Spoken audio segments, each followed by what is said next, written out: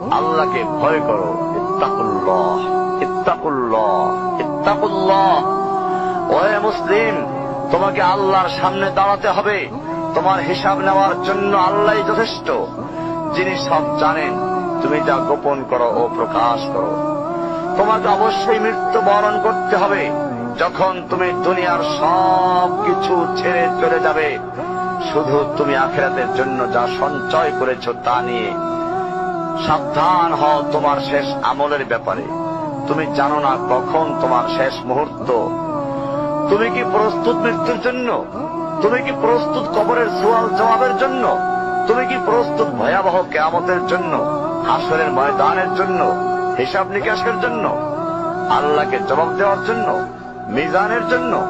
তুমি কি প্রস্তুত চুলের চাইতে সূক্ষ্ম, তরবারির চাইতে ধারালো পুল সিরাতকে পাড়ি দেওয়ার জন্য?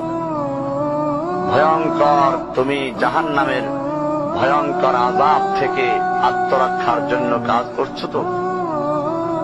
যার ইন্ধন মানুষ এবং পাথর, যার আগুন ভয়ঙ্কর উত্তাপ সম্পন্ন কালো বর্ণের, যা হৃদয় পর্যন্ত জ্বালিয়ে দেবে, এমন উত্তপ্ত পানি যা নাড়ি ভুঁড়িকে বের করে দিবে। রয়েছে খাবারে হিসাবে জাক্কুম ও গলিত পুঁজ। জাহান্নাম অসম্ভব গভীর, ভয়াল জায়গা।